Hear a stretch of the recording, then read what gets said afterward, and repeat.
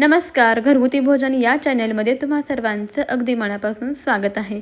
आज आपण अतिशय सिंपल पण चवीला जबरदस्त अशी शेवग्याच्या शेंगाची भाजी बनवतोय। तर त्यासाठी सर्वात अगोदर मिक्सरच्या भांड्यामध्ये आलं, लसूण, सुकं खोबरं आणि कोथिंबीरचं वाटण बनवून घेतलं। आता इथे 3 शेवग्याच्या शेंगा घेतलेल्या आहेत। शेंगा अगोदर आपण व्यवस्थित अशा चिरून घेऊया, याचे तुकडे करून घ्यायचे आहेत। पहा, शेंगा व्यवस्थित अशा तोडून घेतल्या की आता ना आपल्याला याच्यावरची जी साल आहे ना ती पहा अशा स्वरूपाची काढून टाकायची आहे। सर्व शेंगावरची आपण साल काढून घेऊया। रेसिपी सिंपल आहे पण चवीला खूपच जबरदस्त लागते आणि झटपट सुद्धा तयार होते। तर पहा, इथे आपण संपूर्ण शेवगा अशाच पद्धतीने कट करून घेऊया आणि यावरचे साल काढून घेऊया। इथे आपण संपूर्ण शेंगा व्यवस्थित अशा चिरून घेतलेल्या आहेत। आता एका पाण्यामध्ये आपल्याला या शेंगा स्वच्छ व्यवस्थित अशा धुवून घ्यायच्या आहेत। थोड्या वेळ याला पाण्यामध्ये ठेवून देऊया। गॅसवरती कढई ठेवायची आहे। कढईमध्ये तेल घालूया।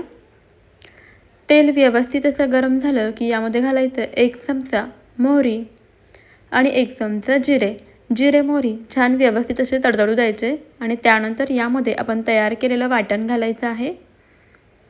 वाटण घालून व्यवस्थित असं तेलामध्ये हे परतून घेऊया। यामधील कच्चेपणा जाईपर्यंत आपल्याला 1-2 मिनिटं तेलामध्ये हे वाटण व्यवस्थित असं परतवून घ्यायचं आहे। वाटण छान असं परतून झालं की ह्याच्यामध्ये एक बारीक चिरलेला टोमॅटो घालूया। टोमॅटो घालून छान व्यवस्थित असं मिक्स करून घेऊया। गॅस आपल्याला मध्यम ठेवायचा आहे। तर पहा, हे सर्व साहित्य आपण छान व्यवस्थित असं परतवून घेतलेलं आहे। आता यामध्ये आपल्याला ना काही मसाले घालायचे आहेत। जसे की आपल्याला यामध्ये घालायचं आहे 1 चमचा लाल तिखट, 1 चमचा काळं तिखट म्हणजेच आपला घरगुती मसाला।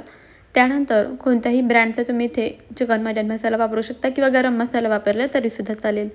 आता व्यवस्थितच आपण हे मसाले यामध्ये मिक्स करून घेऊया। मसाले छान व्यवस्थित असं मिक्स करून घ्यायचे। आता यानंतर आपल्याला यामध्ये स्वच्छ धुवून घेतलेल्या शेवग्याच्या शेंगा घालायच्या। चवीनुसार मीठ घालायचं आहे। मीठ घातल्यानंतर आता याला छान व्यवस्थित असं मिक्स करून घेऊया। एखाद्या मिनिटभर ह्या शेंगा या मसाल्यामध्ये व्यवस्थित अशा परतून घ्यायच्या आहेत। तर छान व्यवस्थित असं परतून झालं की आपल्याला आता यामध्ये शेंगदाण्याचं कूट घालायचं आहे। 2 मोठे चमचे यामध्ये शेंगदाण्याचं कूट घालायचा आणि व्यवस्थित असं मिक्स करून घ्यायचं।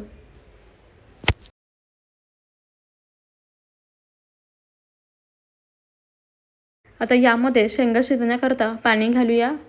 तुम्हाला रस्सा भाजी जितकी पातळ किंवा घट्ट हवी असेल ना त्यानुसार तुम्ही यामध्ये पाणी वापरू शकता।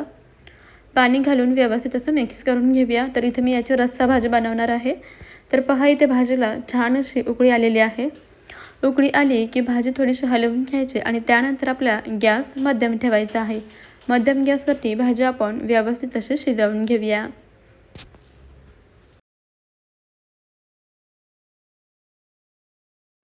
इथे तुम्ही पाहू शकता भाजीला रंग आणि तरीसुद्धा अगदी मस्त आलेली आहे।